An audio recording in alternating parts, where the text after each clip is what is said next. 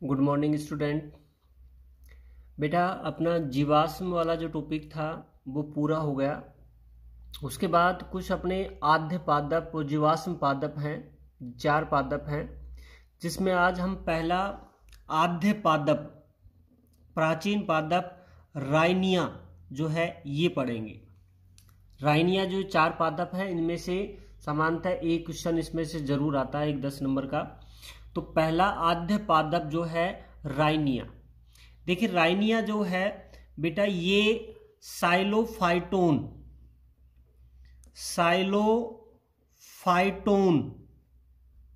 समूह में आता है। साइलोफाइटोन जो समूह जो है इसके अंतर्गत राइनिया जो आता है। ठीक बेटा। और ये जो पादप है ये डिवोनियन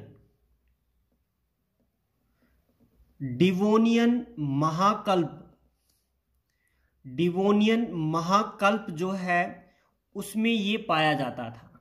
डिवोनियन महाकल्प जो है उसका ये पादप है राइनिया, जो साइलोफाइटोन समूह के अंतर्गत आता है। और इसका सर्वप्रथम पता जो है ये किडस्टोन व लैंग नामक वैज्ञानिकों ने इसकी खोज की थी। किडस्टोन व लैंग ने कहां पर? स्कॉटलैंड जो है उसमें इसकी खोज की थी। किडस्टोन व लैंग ने इसकी खोज की थी स्कॉटलैंड में। वैज्ञानिकों के मतानुसार ये पादप जो है ये ज्वालामुखी जो है उसकी पीठ में जो चट्टानें हैं उनमें ये पाया जाता था। ज्वालामुखी की पीठ में युक्त जो चट्टानें थी उनमें ये पाया जाता था। और उस समय के वातावरण में सल्फर जो है ये अधिक मात्रा में पाई जाती थी, जिसके कारण वहां की जो भूमि थी वो कैसी थी? अम्लीय थी। वहां की भूमि कैसी थी? अम्लीय, क्योंकि वातावरण में सल्फर की अधिक मात्रा पाई जाती थी। ठीक है बेटा। तो राइनिया जो है ये साइलोफाइटोन समूह का पादप है जो डिवोनियन एरा या डिवोनियन महाकल्प जो है उसमें पाया जाता था, जिसकी खोज किडस्टोन व लैंग ने स्कॉटलैंड में की थी। और वैज्ञानिकों का ये मानना है कि ये पादप ज्वालामुखी की पीठ में जो चट्टानें हैं उनमें उगते थे और उस समय सल्फर की अधिकता होती थी, इसलिए वहां की जो मिट्टी थी वो कैसी थी? अम्लीय थी। ठीक बेटा। अब राइनिया जो है इसका बीजाणुद्भिद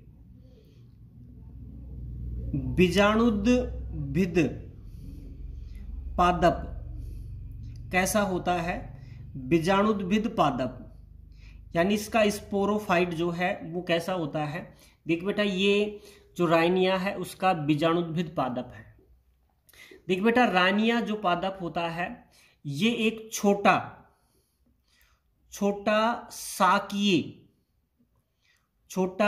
साकीय पादप होता था जो लगभग 18 सेंटीमीटर लंबा था। ये 18 सेंटीमीटर लंबा था।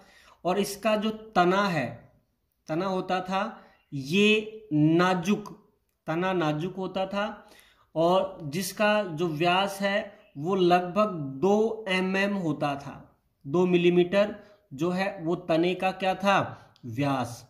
और इसकी जो लंबाई थी वो 18 सेंटीमीटर थी। साकीय था, छोटा था, तना कोमल और नाजुक था। ठीक बेटा। यह जो प्लांट है ये पीठ में दबा पाया गया। जो पीठ है उसमें दबा पाया गया था। जो ज्वालामुखी की जो चट्टानें हैं उनका जो पीठ है उस पीठ में दबा हुआ पाया गया था। ये मुख्य रूप से प्लांट जो है इसकी संरचना में 2 भाग होती हैं। प्लांट की संरचना में 2 भाग थे, लेकिन इनमें जड़ें जो हैं ये पूर्णतया अनुपस्थित थी। जो बीजाणुद्भिद पादप था, स्पोरोफाइटिक पादप था, ये पीठ में दबा हुआ पाया गया था। ठीक है। और इसकी संरचना में 2 ही भाग होती हैं, दो भाग होते हैं जो पढ़ेंगे हम, जिसमें जड़ें जो हैं ये पूर्णतः इसमें अनुपस्थित थी। जिसमें हम दो भाग में पहला जो भाग लेते हैं वो है इसका राइजोम। राइजोम देखिए बेटा, राइजोम जो है ये श्यान होता है, द्विभाजी शाखित होता था। ये द्विभाजी शाखित संरचना होती थी, जिसका जो राइजोम जो है वो श्यान था और द्विभाजी शाखित होता था। और विभाजन के कारण ये जो श्यान था, इसका राइजोम था, ये विभाजन के कारण दूर दूर तक फैला रहता था। दूर दूर तक ये फैला रहता था। भूमि में कहीं कहीं पर, जैसे भूमि के अंदर रहता था तो भूमि में कहीं कहीं पर इसमें राइजोइड जो है ये पाए जाते थे। और राइजोइड जो है इनका कार्य था जल अवशोषण करना। इनका कार्य क्या था? जल अवशोषण करने का ये कार्य करते थे। तो राइजोम है ये श्यान द्विभाजी शाखित होता था और पीठ में ये दूरी तक जो है ये फैला रहता था। भूमि में कहीं कहीं पर इसमें राइजोइड जो है वो पाए जाते थे, जो जल अवशोषण का कार्य करते थे ये राइजोइड, तथा जो बीजाणुद्भिद है उसको स्थिर रखने का कार्य भी ये करते थे। तो राइजोइड के दो कार्य हो गए, एक तो जल अवशोषण हो गया, दूसरा जो प्लांट है उसको स्थिर रखना। ठीक है बेटा। दूसरा जो भाग आता है इसका वो है इसका वायवीय शाखाएं। वायवीय शाखाएं देख बेटा, वायवीय शाखाएं क्या है? एरियल शूट, ये तो अपना राइजोम हो गया, और ये वाला ऊपर वाला जो है ये एरियल शूट यानी वायवीय क्या है? शाखाएं होती हैं। वायवीय शाखाएं भी तने के समान ही, ये क्या होती है? तने के समान ही द्विभाजी शाखित होती थी। जिस तना विभाजित था इसी तरह इसकी जो शाखाएं हैं वो भी क्या थी? द्विभाजी शाखित होती थी। ठीक है। सबसे नीचे जो तना होता था, सबसे नीचे वाला जो तना होता था उसकी चौड़ाई अधिक होती थी। भाई नीचे वाला जो ये तना है इसकी चौड़ाई क्या थी? अधिक थी। और जैसे जैसे ऊपर की ओर जाते थे उसकी चौड़ाई जो है वो कम होती जाती थी। यानी आधारी भाग में जो ये था, ये वायवीय शाखाएं, ये शाखाएं इनकी चौड़ाई अधिक थी, लेकिन ऊपर जैसे जैसे जाते थे इनकी चौड़ाई जो है वो कम होती जाती थी। और इनके अंतिम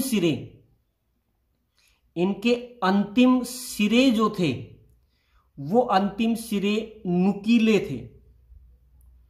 अंतिम सिरे इनके कैसे थे? नुकीले थे।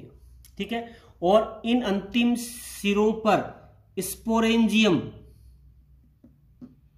स्पोरेंजियम जो है उसका विकास होता था। यानी ये अंतिम सिरे जो है ये स्पोरेंजियम बीजाणुधानी जो है उसको धारण करते थे। ठीक है बेटा। उसके बाद प्रहरो जो है ये पर्ण रहित था। प्रहरो जो था वो कैसा था? पर्ण रहित। प्रहरो मतलब वायवीय जो भाग है इस पर पर्ण नहीं पाई जाती थी, पर्ण रहित था।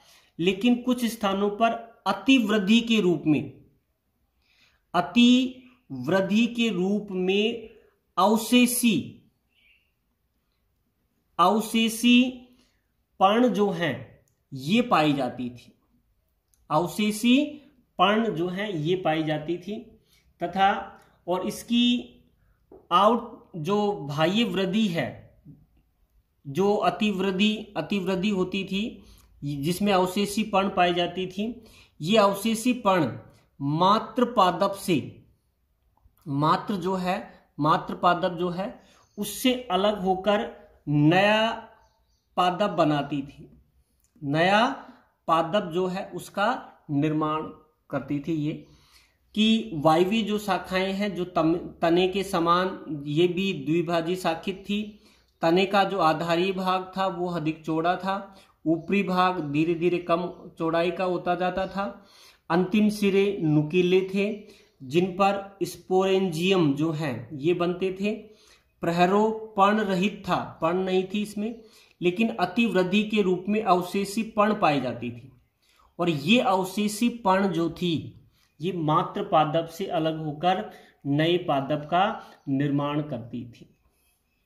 ठीक है बेटा, तो ये एक बीजाणुद्भिद पादप जो है उसकी संरचना हो गई, जिसमें एक तो राइजोम हमने पढ़ा, भूमिगत तना, और दूसरा वायवीय शाखाएं। ठीक है बेटा, अब आता है कि जो राइनिया है उसके तने की आंतरिक संरचना, तने की आंतरिक संरचना, राइनिया जो पादप है उसके तने की आंतरिक संरचना कैसी होती है। देख बेटा, वायवीय तना और प्रकंद की आंतरिक संरचना समान होती थी, यानी उसका जो वायवीय तना था और प्रकंद यानी जो भूमिगत तना था उसकी आंतरिक संरचना बिल्कुल क्या होती थी, समान होती थी। वायवीय तने की और भूमिगत तने की आंतरिक संरचना क्या थी, समान होती थी, जिसमें मुख्यतया 3 भाग उपस्थित थे, 3 भाग पाए जाते थे, जिसमें हम सबसे पहला जो भाग लेते हैं इसकी एपिडर्मिस। एपिडर्मिस, एपिडर्मिस देखिए बेटा, एपिडर्मिस जो थी ये एक स्तरीय थी। एपिडर्मिस कैसी थी, एक स्तरीय थी, और इस पर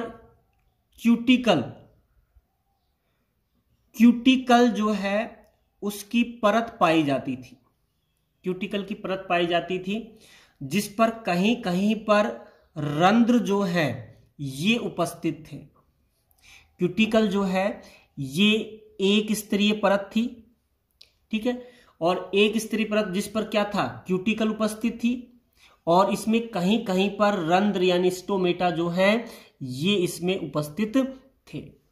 तो एक स्तरीय है, क्यूटिकल युक्त होती थी, रंध्र पाए जाते थे इसकी एपिडर्मिस पर। ठीक है बेटा, दूसरा जो भाग लेते हैं इसका कोर्टेक्स। कोर्टेक्स देखिए बेटा, कोर्टेक्स की बात करें तो कोर्टेक्स जो है ये 2 भागों में बटा होता था। ठीक है, जिसमें पहला जो भाग लेते हैं वो है आउटर कोर्टेक्स, आउटर कोर्टेक्स, और दूसरा जो इसका कोर्टेक्स का भाग था वो था inner cortex, inner cortex, outer cortex और इनर कोर्टेक्स। तो कोर्टेक्स भाग 2 भागों में बटा होता था, आउटर कोर्टेक्स और इनर कोर्टेक्स। आउटर कोर्टेक्स जो था ये 1 से 4 परतीय था और ये मृदुतकीय था। 1 से 4 परतीय है और कैसा था, मृदुतकीय होता था, और छोटी कोशिकाओं का बना था, यानी इसकी जो कोशिकाएं थी ये आकार में कैसी थी, छोटी थी। देखिए बेटा, ये है आउटर कोर्टेक्स, ये वाला जो भाग है ये 1 से 4 परतों का बना होता था और इसकी कोशिकाएं कैसी थी, आकार में छोटी थी। अब इनर कोर्टेक्स की बात करते हैं, तो इनर कोर्टेक्स जो होता है इसकी कोशिकाएं आकार में बड़ी थी, आकार में कैसी थी, बड़ी थी, और कैसी थी, गोलाकार। इनर कोर्टेक्स ये वाला जो भाग है ये इनर कोर्टेक्स है, इनर कोर्टेक्स है, और इनर कोर्टेक्स की कोशिकाएं बड़ी आकार में गोलाकार थी, और इसमें बड़े बड़े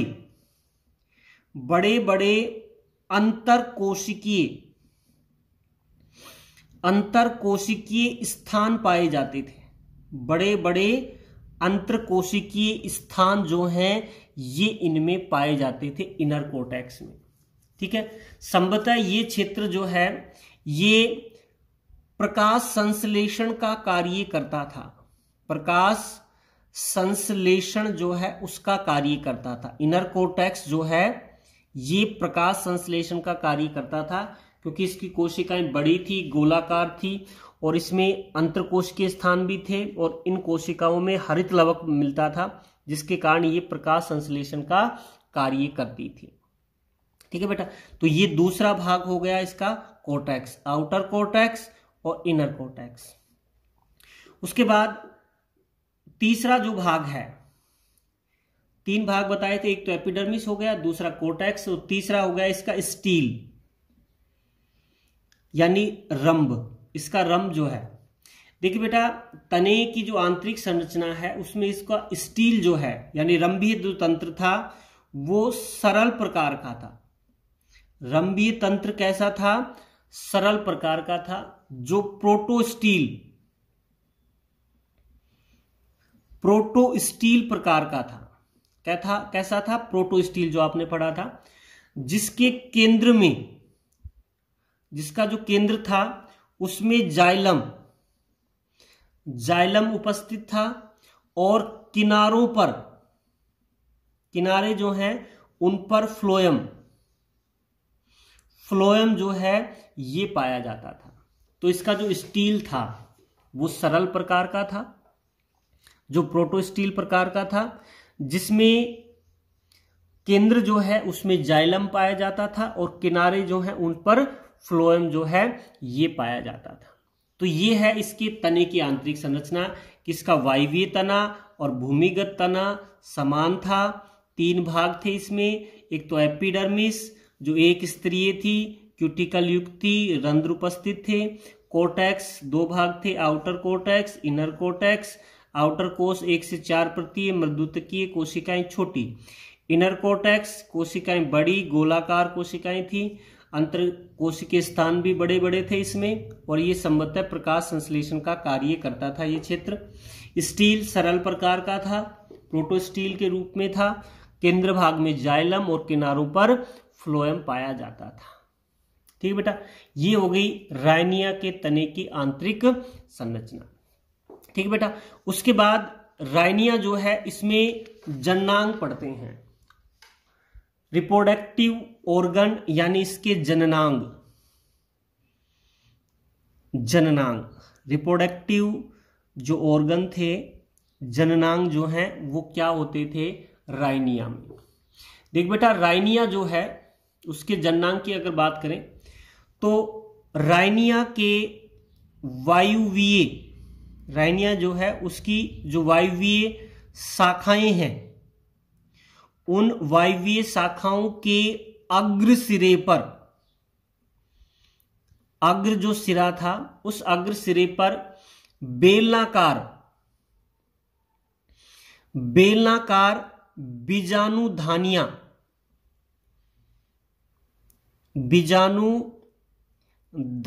लगी होती थी।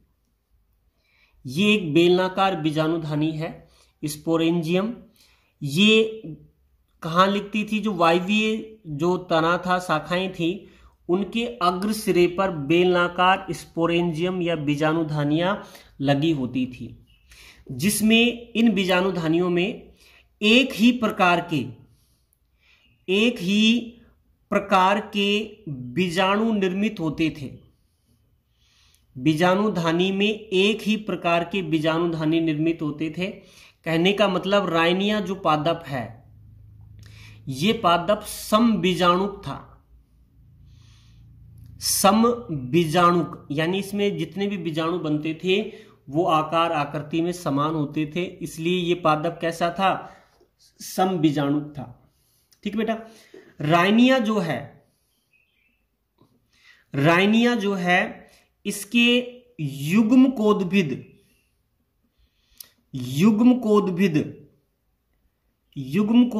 पादप यानी गैमेटोफाइटिक जो प्लांट है, इसके बारे में कोई भी सूचना है ये प्राप्त नहीं हुई है। बीजाणुद्भिद की सूचना प्राप्त हुई है, लेकिन इसके युग्मकोद्भिद जो है उसकी कोई भी सूचना अभी तक प्राप्त नहीं हुई है। तो ये है इसके जननांग। वायवीय शाखाओं के अंतिम सिरों पर बेलनाकार बीजाणुधानियां लगी होती थी और इन बीजाणुधानियों में एक ही प्रकार के बीजाणु बनते थे। अतः ये पादप जो थे ये कैसे थे? समबीजाणुक थे। रायनिया जो है उसके युग्मकोद्भिद पादप के बारे में अभी तक कोई सूचना प्राप्त नहीं हुई है। ठीक है बेटा, उसके बाद अगला टॉपिक जो आता है वो है रायनिया के आद्य यानी प्राचीन, आद्य गुण यानी रायनिया जो पादप है उसके प्राचीनतम गुण कौन से हैं वो देखने हमें। सबसे पहला जो है इसका जो बीजाणुद्भिद है, बीजाणुद्भिद जो पादप है वो उसकी जो आकृति है, बीजाणुद्भिद पादप जो है उसकी आकृति जो है ये अत्यंत सरल प्रकार की होती है। आकृति जो है वो बिल्कुल सरल प्रकार की होती है बीजाणुद्भिद की, जैसे आपने पढ़ा था पीछे। ठीक है। दूसरा उसका तना है, तना जो है ये द्विभाजित शाखित होता है।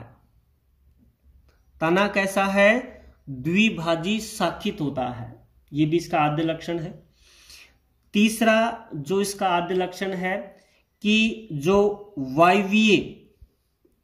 वायवीय जो तना है वो पर्ण रहित होता है, पर्ण रहित होता है। वायवीय तना कैसा है? पर्ण रहित, जो आपने पढ़ा, तो इसका वायवीय तना पर्ण रहित है। चौथा जो इसका आद्य लक्षण है वो है बीजाणुद्भिद। बीजाणुद्भिद जो पादप है में जड़ों का अभाव, बीजाणुद्भिद पादप जो है उसमें जड़ें अनुपस्थित थी, ये भी आपने पढ़ा है। और नंबर 5 जो इसका आद्य गुण है कि इसका जो तना है ये प्रोटोस्टील